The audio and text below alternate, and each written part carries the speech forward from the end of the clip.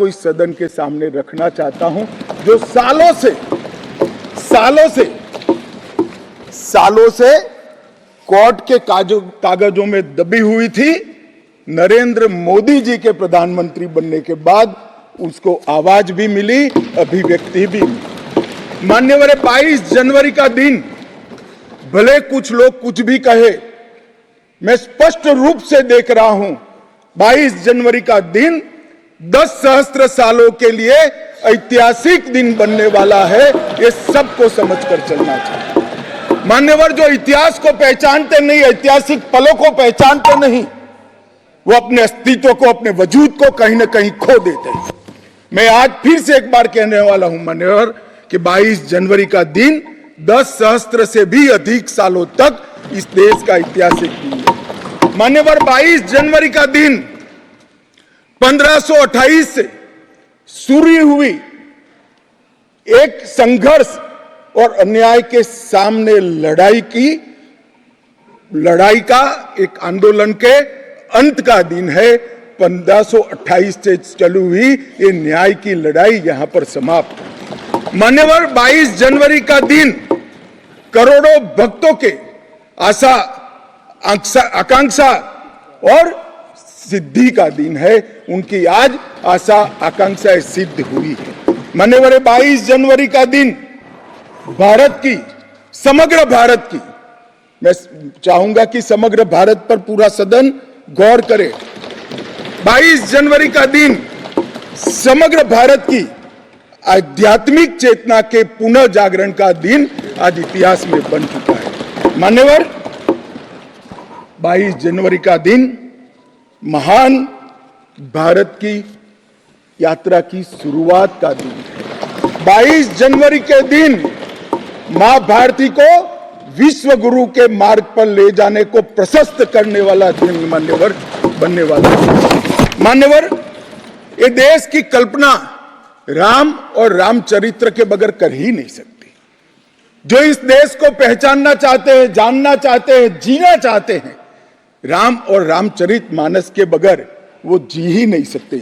राम का चरित्र और राम ये देश के जनमानस का प्राण है। ये सबको समझना चाहिए, सबको स्वीकारना चाहिए। और इसलिए मान्यवर, हमारे संविधान की पहली प्रत से लेकर महात्मा गांधी के आदर्श राज्य की कल्पना को राम राज का नाम लिया गया। संविधान में भी राम दरबार को स्थान दिया गया। मान्यवर, जो लोग राम के अलावे भारत की कल्पना करते हैं वो भारत को नहीं जानते, वो हमारे गुलामी के काल का प्रतिनिधित्व करते हैं। मान्यवर, राम व्यक्ति नहीं है, राम प्रतीक है। करोड़ों लोगों का आदर्श जीवन कैसे जीना चाहिए, इसीलिए उनको मर्यादा पुरुषोत्तम किया गया। राम का राज्य किसी एक धर्म, एक संप्रदाय के विशेष के लिए नहीं है। राम का राज्य, आदर्श राज्य कैसा होना चाहिए, इसका प्रतीक न केवल भारत, समग्र दुनिया के देशों के लिए बना हुआ है मान्यवर। और इसलिए मैं मानता हूं कि राम और राम के चरित्र को फिर से प्रस्तावित करने का काम 22 जनवरी को हुआ है, मोदी जी के हाथ से हुआ है। वो इस देश के लिए सौभाग्य का विषय है।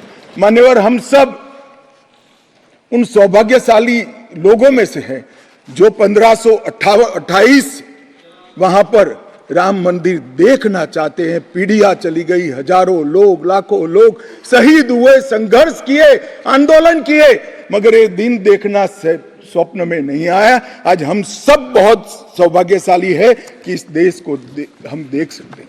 मान्यवर, भारत की संस्कृति और रामायण को अलग कर कर देखा ही नहीं जा सकता। कई भाषाओं में, कई प्रदेशों में और कई प्रकार के धर्मों में भी रामायण का जिक्र, रामायण का अनुवाद, रामायण से बनी परंपराएं और रामायण को अपने राष्ट्रीय चेतना का एक आधार बनाने का काम हुआ है। कई सारे रामायणों का उल्लेख है। संस्कृत में वाल्मीकि रामायण, अध्यात्म रामायण, आनंद रामायण, अवधी में रामचरितमानस, उड़िया में 13 प्रकार के रामायण, तेलुगु में रंगनाथ रामायण, रघुनाथ रामायण, कन्नड़ में कुमुदेंदु रामायण, तोरवे रामायण, बतलेश्वर रामायण, असमिया में कथा रामायण, सप्तकांड रामायण, और शंकरदेव ने भी वरगीत के अंदर रामायण का वर्णन किया। बंगला में भी रामायण मिलेगा, कश्मीर में भी राम अवतार चरित मिलेगा, बौद्ध परंपराओं में भी हनुमान जातक में रामायण का जिक्र मिलेगा, मैथिली में भी रामायण है, पंजाबी में गोविंद रामायण है। इतना ही नहीं, ओवैसी साहब चले गए, मुल्ला मसीही ने भी रामायण मसीही लिखकर सबके लिए इस आदर्श को प्रस्तावित किया है। कई सारे देशों में भी रामायण को स्वीकारा है और एक आदर्श ग्रंथ के रूप में प्रस्तावित किया है। विदेशों में नेपाल, जावा, इंडोनेशिया, कंबोडिया, तिब्बत, ये सभी देश भाषाओं में रामायण का अनुवाद भी हुआ है और उससे प्रेरणा भी ली जाती है। हमारे यहाँ आदिवासी जीवन भी एक प्रकार से अलग संस्कृति से, अलग परंपराओं से रचा बचा। उरांव में, बोडो में, संथाल में, संकाल में, बिरहोर में और छोटा नागपुर में सभी जगह स्थानीय भाषाओं में रामायण का अनुवाद भी हुआ और रामायण के आधार पर अपने जीवन को आदर्श को बनाने का काम भी हुआ। मान्यवर, राम और रामायण से अलग इस देश की कल्पना हो ही नहीं सकती। मान्यवर, है जो राष्ट्र की इच्छा की परिपूर्ति सम्माननीय मोदी जी के हाथ से 22 जनवरी को अभिजीत मुहूर्त में हुई है। ये लड़ाई 1528 से लड़ी जा रही है। दशकों तक ये लड़ाई चली। मान्यवर, दशकों तक लड़ाई चली। लगभग 1858 से कानूनी लड़ाई चल रही है। जब से अंग्रेजों का शासन था, 330 साल के बाद कानूनी लड़ाई का आज अंत आया है और रामलला अपने गर्भगृह के अंदर विराजमान हुए हैं। मान्यवर, 330 साल के बाद और 1528 से एक लंबा जो आंदोलन चला उसकी समाप्ति हुई है और देश की आध्यात्मिक चेतना की जागृति हुई है। मान्यवर, मैं इतना ही कहना चाहता हूं, ये आंदोलन से अनभिज्ञ होकर कोई इस देश के इतिहास को पढ़ ही नहीं सकता। आज से नहीं, 1528 से हर पीढ़ी ने इस आंदोलन को किसी न किसी स्वरूप से वाचा दी और ये मामला लंबे समय तक अटका रहा, भटका रहा, लटकता रहा। आज मोदी जी के समय में ही इसको परवान चढ़ना था, इस स्वप्न को सिद्ध होना था और आज देश स्वप्न सिद्ध होता हुआ दिखा है। माननीय राम जन्मभूमि का जो इतिहास है ये बहुत लंबा है। अनेक राजाओं, संतों, निहंगों, अलग अलग संगठनों और कानून विशेषज्ञों ने ये लड़ाई में योगदान दिया है। मैं आज ये 1528 से 22 जनवरी 2024 तक की संपूर्ण कानूनी और युद्धों की और आंदोलनों की लड़ाई को, इस सभी योद्धाओं को बहुत विनम्रता से स्मरण करना चाहता हूं और उनकी लड़ाई जब आज समाप्त हुई है तब मुझे विश्वास है मान्यवर, वो जहां भी होंगे बड़ी आनंद की अनुभूति करते होंगे, अपनी श्रद्धा को चरितार्थ करने की अनुभूति करते होंगे। गिलहरी के समान कई लोगों ने अपना योगदान दिया और मान्यवर, ये राम सेतु जो बनना था 1528 से 22 जनवरी 2024 तक का, ये सेतु का भूमि पूजन भी नरेंद्र मोदी जी ने किया और प्राण प्रतिष्ठा भी नरेंद्र मोदी जी के। मान्यवर, 1990 में जब ये आंदोलन ने गति पकड़ी, उसके पहले से ही भारतीय जनता पार्टी का ये देश की जनता को वादा था।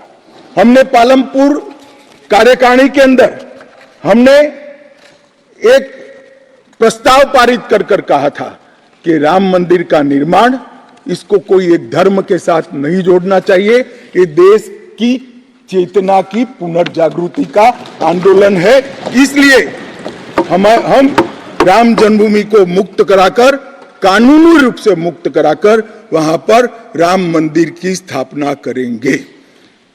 अब इस देश में प्रॉब्लम क्या है साहब, जब चुनाव में घोषणा पत्र में लेते हैं तो कहते हैं चुनाव में वोट प्राप्त करने के लिए लिया, चुनावी वादा है। ये भाजपा ऐसे ही वादे करती है, 370 हो, राम जन्मभूमि हो, यूनिफॉर्म सिविल कोड हो, ट्रिपल तलाक समाप्त करना हो। अब ये कहते हैं आप ऐसे ही वादे करते हैं और ये वोट प्राप्त करने का जरिया होता है, और जब हम इसको पूरा कर देते हैं तो बड़ी खिलाफत करते हैं। मैं आज भी कहता हूं, भारतीय जनता पार्टी और हमारे नेता नरेंद्र मोदी जी मान्यवर जो बोलते हैं, जो कहते हैं, वो करते हैं। हमारी पार्टी का चरित्र है और ये कोई छिपी हुई बात नहीं है। किस चीज का आक्रोश? हम 1986 से कह रहे हैं कि हमारा भव्य राम मंदिर बनना चाहिए, संवैधानिक तरीके से बने। कुछ लोगों ने यहां पर और बाहर मीडिया के सामने प्रतिक्रिया व्यक्त की, वो कानून की दुहाई देते हैं। मैं उनको पूछना चाहता हूं कि मान्यवर, क्या सुप्रीम कोर्ट की 5 जजों की खंडपीठ के जजमेंट से आप वास्ता रखते हो या नहीं रखते हो? भारत के संविधान से वास्ता रखते हो या नहीं रखते हो? किसी ने अगर सुप्रीम कोर्ट की अवहेलना कर वहां पर मंदिर बनाया होता तो आप कुछ भी कह सकते थे, मगर जब देश की सर्वोच्च अदालत के 5 जजों की खंडपीठ ने, और जिसकी अध्यक्षता स्वयं चीफ जस्टिस ऑफ इंडिया और आने वाले 4 चीफ जस्टिस कर रहे थे, ऐसी महत्वपूर्ण बेंच ने जब ये निर्णय लिया, तब आप कैसे कन्नी काट सकते हो? मान्यवर, निर्णय पसंद हो तो स्वीकार कर लेना, सुप्रीम कोर्ट का सम्मान करना, और कोई निर्णय पसंद ना आए तो सुप्रीम कोर्ट के भी बड़ा बूढ़ा करना, ये ठीक नहीं है। मान्यवर, सुप्रीम कोर्ट के निर्णय ने आज पूरी दुनिया में भारत के पंथ निरपेक्ष चरित्र को उजागर किया है। दुनिया में एक भी देश ऐसा नहीं है जहां बहुमत समाज ने अपनी आस्था का निर्वहन करने के लिए इतनी लंबी कानूनी लड़ाई लड़ी। हमने राह देखी है, सुप्रीम कोर्ट में लड़ाई लड़ी, और सुप्रीम कोर्ट का जजमेंट आने के बाद वहां पर आज भव्य राम मंदिर बना है। मान्यवर, जो बोल रहे हैं उनको भी सब मालूम है कि क्यों बोल रहे हैं।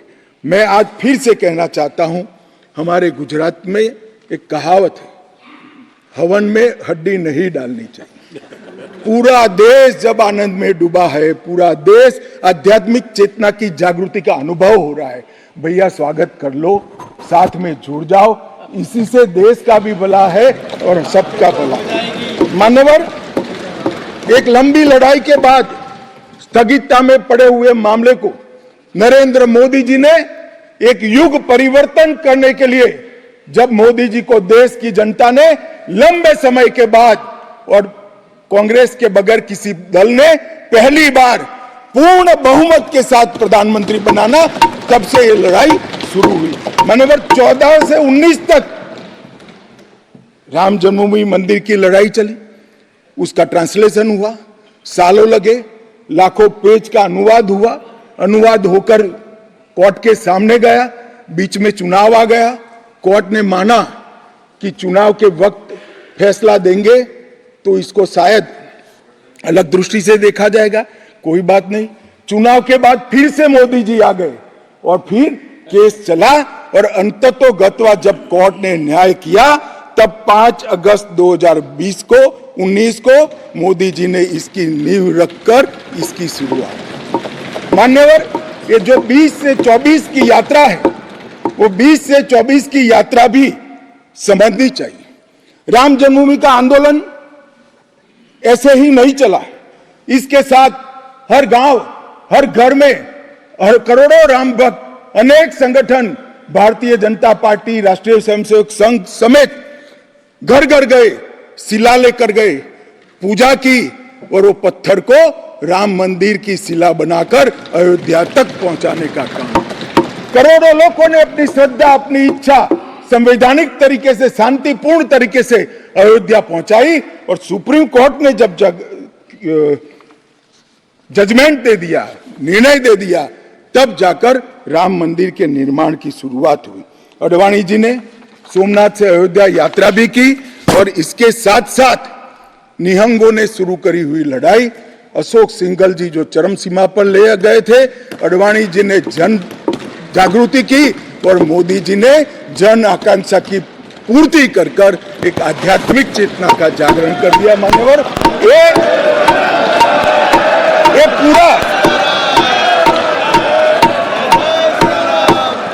ये पूरा आंदोलन मान्यवर जब भी दुनिया का इतिहास लिखा जाएगा एक डेमोक्रेटिक वैल्यू के रूप में देखा जाएगा कि कोई एक देश अपने बहुमती समाज की धार्मिक विश्वास की पूर्ति के लिए इतने समय धैर्य रखकर सुप्रीम कोर्ट में गुहार लगाता रहे और सुप्रीम कोर्ट के जजमेंट आने के बाद सौहार्दपूर्ण वातावरण में इसकी पूर्ति हो। मान्यवर, ये बहुत बड़ी बात है और मैं मानता हूं मान्यवर कि ये मोदी जी के नेतृत्व के बगैर संभव नहीं था।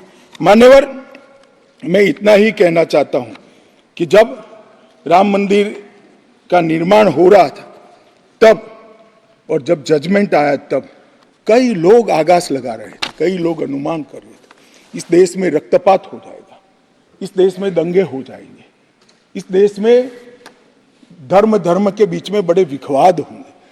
मगर मैं आज इस सदन को कहना चाहता हूं, ये भारतीय जनता पार्टी की सरकार है, नरेंद्र मोदी इस देश के प्रधानमंत्री। कोर्ट के जजमेंट को भी जय पराजय की जगह सबकी मान्य न्यायालय के आदेश में परिवर्तित करने का काम मोदी जी के दूरदर्शी विचार ने। और उसके बाद जब समय आया, निर्माण के बाद जब समय आया मान्यवर, उनको न्योता मिला कि वो आकर भूमि पूजन करें। 130 करोड़ की जनता के वो जनप्रतिनिधि हैं। न्यास ने उनको नेतृत्व करने का, जनता का प्रतिनिधि है नाते जब मौका दिया शिलान्यास करने का, तब मोदी जी के जो पूरा आचरण है इसको ध्यान से देखना चाहिए। मान्यवर, वो आचरण आने वाले अनेक सैकड़ों सालों तक दुनिया के सामने रहेगा और दुनिया के सामने इससे कई लोगों को प्रेरणा भी मिलेगी। मान्यवर, हम सब ने आचार्य गोविंद देव गिरि जी ने जो वक्तव्य दिया वो सुना है।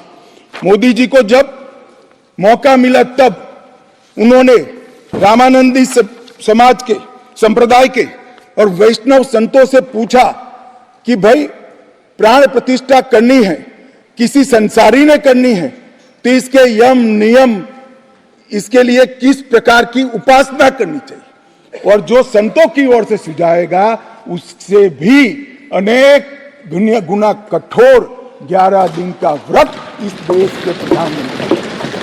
मान्यवर, 11 दिन तक सैया पर नहीं सोना, 11 दिन तक केवल नारियल पानी के साथ उपवास करना, 11 दिन तक पूरा समय राममय, राम भक्ति में रचे बसे रहना और पूरे जीवन की उस वक्त की हर सांस को राम के साथ जोड़कर राममय बनकर प्राण प्रतिष्ठा करना। मान्यवर, ये 11 दिन में मां सबरी, गिलेरी, वानर, भालू, जटायु, ये सब के साथ जुड़े हुए देश भर में जो राम के स्थान थे वहां जाकर राम के काज के लिए गिलेरी जैसा भी योगदान देने वालों को श्रद्धा पूर्वक प्रणाम करने का काम प्रधानमंत्री। राम मंदिर का जब भूमि पूजन का समय आया, कोई पॉलिटिकल नारे नहीं लगाए, ना मोदी जी ने इसका नेतृत्व पॉलिटिकली किया, ना हमारी पार्टी ने किया। हर रोज एक राम का भजन अलग अलग भाषा में ट्वीट कर एक भक्ति का आंदोलन शुरू किया। मान्यवर, इस देश में कई सारे भक्ति के आंदोलन खड़े हुए हैं, ढेर सारे आंदोलन खड़े हुए। मान्यवर, इस देश में भक्ति का आंदोलन कोई नया नहीं है। मान्यवर, मीरा ने चलाया, गुजरात में नरसिंह मेहता ने चलाया, रामानंद ने चलाया, एकनाथ और ज्ञानेश्वर ने चलाया, शंकरदेव और माधवदेव ने असम में चलाया, चैतन्य महाप्रभु ने चलाया, समर्थ रामदास ने चलाया।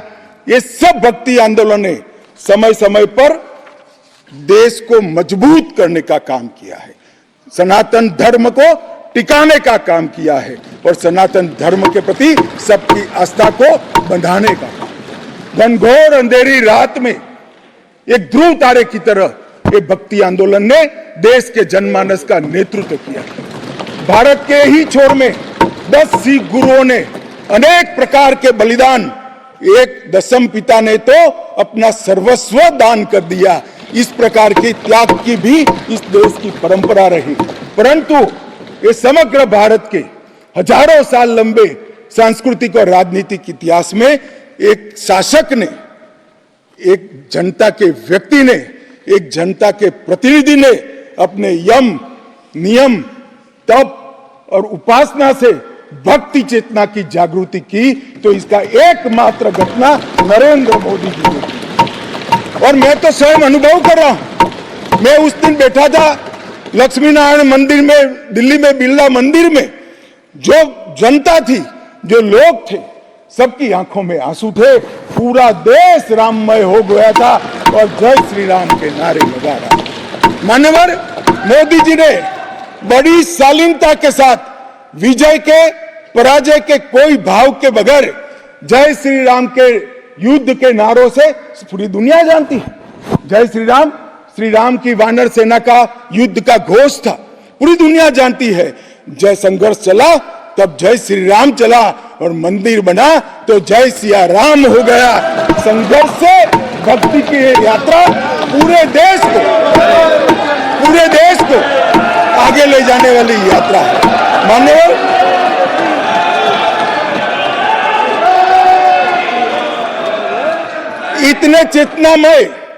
इतने चेतनामय वातावरण के अंदर भी विभाजन की बात करने वाले लोगों से मेरा करबद्ध निवेदन है, समय को पहचानो, एकता के संदेश को स्वीकारो और आगे देखकर चलना शुरू करो। भारत की और हम सब की भलाई है। मान्यवर, ये बहुत बड़ा संदेश मोदी जी ने दिया है। और मैं फिर से एक बात कहना चाहता हूं, जिसने संन्यास नहीं लिया है, जो सन्यासी नहीं है, जो किसी पंथ संप्रदाय का उपदेशक नहीं है, ऐसा व्यक्ति, और जो देश का शासक है, प्रधानमंत्री है, प्रधान सेवक है, ऐसा व्यक्ति आध्यात्मिक चेतना, भक्ति की चेतना खड़े है। ये दुनिया में ऐसी मिसाल शायद ही कहीं नहीं मिली। मान्यवर, मैं ये जरूर कहना चाहता हूं, इस सदन में खड़े होकर गौरव के साथ कहना चाहता हूं कि मोदी जी मेरे नेता है, मेरे पार्टी के नेता है, मेरे पार्टी के प्रमुख नेता है। मान्यवर, मोदी जी ने एक ऐसा नेतृत्व दिया जिसने अनेक समय पर नेतृत्व के गुण क्या होते हैं इसका परिचय देने का काम किया। अच्छे समय में भी किस प्रकार से संयम रखना चाहिए इसका एक उदाहरण स्थापित करने का काम किया, और हर समय पर निर्भयता के साथ संवेदनशील, सजग और जन भावनाओं को समर्पित नेतृत्व कैसा होता है इसका उदाहरण दिया। इनके 10 साल के कालखंड के अंदर अनेक प्रकार के पड़ाव आए हैं। ये भी राम जन्म के आंदोलन जैसे ही पड़ाव रहे, क्योंकि जो गड्ढा ये खोद कर गए थे, वो गड्ढे को भरकर उसमें महान भारत की इमारत बनाना, ये राम मंदिर की यात्रा से कोई कम यात्रा नहीं है। मान्यवर, सबसे पहले मैं कहता हूं कि जो आर्थिक क्षेत्र के अंदर जो बदहाली करी थी, जो पॉलिसी पैरालिसिस वाली गवर्नमेंट थी, सैकड़ों पॉलिसियां बनकर आज 11वें नंबर से 5वें नंबर पर हमारे अर्थतंत्र को ले जाकर एक नीति के आधार पर चलने वाला राज्य, नीति के बनाने वाले नेता कैसा होता है उसका उदाहरण दिया। कोविड आया तो भयभीत हुए बगैर, सरकार की मशीनरी कम पड़ जाएगी, जब तक आंदोलन पूरा देश नहीं लड़ेगा इससे हम नहीं लड़ पाएंगे, वो जानते हुए एक मोर्चे पर वैक्सीन का इनोवेशन का काम चालू रहा, दूसरे मोर्चे पर हेल्थ इंफ्रास्ट्रक्चर का अपग्रेडेशन का काम चालू रहा, तीसरे मोर्चे पर हर गरीब के घर में अनाज पहुंचाने का काम चालू रहा, चौथे मोर्चे पर जो कोविड की दर्दियों की शुश्रूषा कर रहे थे उनका नेतृत्व करने का काम चालू रहा, और 5वें मौके पर जनता कर्फ्यू, दिया जलाना, थाली बजाना, हंसने वाले आज रोड पर घूमते हो गए, उनको मालूम नहीं है पूरी दुनिया मोदी जी के संवेदनशील और समग्रता से भरे हुए नेतृत्व को आज स्वीकार। मान्यवर, यही समय में कोविड का पड़कार भी आया, यही समय में 62 की तरह चीन ने अपना मुंह दिखाना शुरू किया। दृढ़ता के साथ नेतृत्व छाती सीना तान कर खड़ा रहा, हिंदुस्तान की 1 इंच जमीन नहीं। कई बार हुआ था इसी समय में पूंछ और पुलवामा में हमला हुआ, सर्जिकल स्ट्राइक और एयर स्ट्राइक कर नेतृत्व की वीरता का भी परिचय दिया और घर में घुसकर जवाब देने का काम किया। हजारों बच्चों जब परीक्षा के वक्त आत्महत्या करते थे, ट्रेस में आते थे, मनोरोग के शिकार बनने थे, एक पिता की तरह एक प्रजावात्सल नेतृत्व का परिचय देते हुए प्रजा परीक्षा पे चर्चा की भी बात। और जब मौका राम मंदिर का आया तब एक सन्यासी की तरह, एक भक्त की तरह गौरवपूर्ण तरीके से आध्यात्म को जागरूक करते हुए आध्यात्मिक चेतना का जागरण करने का काम भी नरेंद्र मोदी जी ने किया। मैं इसलिए कहता हूं कि बहुत लंबा समय से इस देश को ऐसे नेतृत्व की जरूरत थी। 70 साल तक, 68 साल तक देश ऐसे नेतृत्व में भटकता रहा, लटकता रहा। 130 करोड़ की जनता ने मोदी जी को चुनकर एक सर्वगुण संपन्न नेता को चुनकर देश की सभी चुनौतियों को समाप्त किया। मान्यवर, मैं आज आपके माध्यम से ये मैं कहना चाहता हूं, ये राम मंदिर का निर्माण, और राम मंदिर में रामलला की बाल प्रतिमा, मनोहरी दृश्य, आंख बंद कर देते तो सामने वो प्रतिमा दिखाई पड़ती है। इतनी मनोहरी प्रतिमा बनाने का काम हुआ और उसकी प्राण प्रतिष्ठा भी हुई। मान्यवर, एक प्रकार से समग्र भारतीय संस्कृति को मोदी जी के माध्यम से एक अभिव्यक्ति का काम हुई। मान्यवर, राम का जीवन ही अपने आप में परिपूर्ण जीवन। बचपन में ही शिक्षा संस्थानों की रक्षा के लिए विश्वामित्र के वहां रावणों का वध किया, अहल्या को सम्मान दिया, मां सबरी को गले लगाकर इस देश के गिरिजन और पिछड़े लोगों को गले लगाने का काम किया, महिलाओं का सम्मान किया और गिलहरी, गिद्ध, वानर, रींछ, वनवासी सबको जोड़कर सत्य पर सत्य की विजय का झंडा श्री राम ने फहराया। और मोदी जी ने जब अयोध्या बन रही है, ढेरों लोगों ने, मैं आज सबके बीच में कहने से मेरी अपने आप को रोक नहीं सकता, ढेरों लोगों के प्रस्ताव कि अयोध्या के इंटरनेशनल एयरपोर्ट को श्री राम का नाम दिया जाए। बड़ा लोक लुभावन प्रस्ताव, परंतु मोदी जी ने महर्षि वाल्मीकि का नाम देना। सारे मौकों पर दशरथ का, सीता माता का चौराहे पर नाम देने का प्रस्ताव आया था, मोदी जी ने कहीं जटायु को रखा, कहीं गिलहरी को रखा, कहीं हनुमान को रखा। मान्यवर, समग्र समाज साथ में लेने का काम किया। मान्यवर, ये जो मंदिर बना है उसके निर्माण में भी पूरे समाज को साथ में रखने का काम किया गया है। मान्यवर, मैं आपको जरूर बताना चाहता हूं कि इसमें देश के हर हिस्से को स्थान देने का काम मंदिर के निर्माताओं ने किया है। एक भी प्रदेश ऐसा नहीं है जहां से कुछ नहीं आया है। हर प्रदेश और आसपास के सभी देशों से राम काज के लिए कुछ न कुछ समर्पित हुआ है। सबकी भूमिका है, उन्हें समाज को जोड़कर मान्यवर ये मंदिर बना है। ये सामाजिक एकता का एक अद्भुत उदाहरण मंदिर है, सांस्कृतिक पुनर्जागरण का अद्भुत उदाहरण मंदिर है। मान्यवर, अयोध्या में राम मंदिर विध्वंस के सामने विकास का विजय है। मान्यवर, अयोध्या में राम मंदिर धर्मांधता के सामने आध्यात्मिकता और भक्ति का विजय। मान्यवर, भारत के गौरवमय युग की ये शुरुआत है।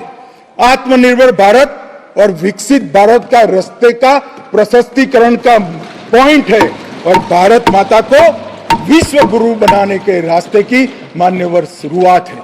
मैं जरूर मानता हूं कि सालों से, सदियों से इस देश के प्रेरणा पुरुष रहे, जिनके चरित्र से न केवल इस देश, पूरी दुनिया संदेश लेती है, ऐसे प्रभु श्री राम को मूर्ति का अपने निज घर में स्थापन से इस देश का जो नया युग शुरू हुआ है ये बहुत शुभांकर होगा और आने वाले दिनों में 2024 में भी मोदी जी के नेतृत्व में यहाँ सरकार बनेगी और ये शुभांकर शुरुआत हुई है, उसको गंतव्य स्थान पर ले जाने का करेगी। धन्यवाद, मेरा बहुत बहुत धन्यवाद। मेरे शब्द और विचार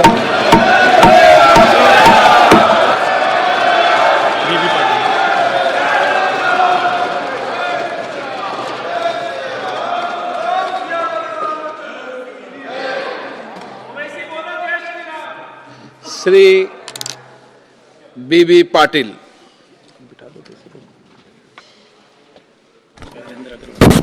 स्पीकर सर, मुझे सदन में बोलने का अवसर देने के लिए बहुत बहुत धन्यवाद। जैसे जैसे भारत विकास और आध्यात्मिकता के जादुई पथ की ओर बढ़ रहा था, यहाँ हम अयोध्या में राम मंदिर के उद्घाटन के साथ आध्यात्मिक सद्भाव में एक नया युग में प्रवेश कर रहे हैं। 22 जनवरी 2024 को अयोध्या में राम मंदिर के ऐतिहासिक उद्घाटन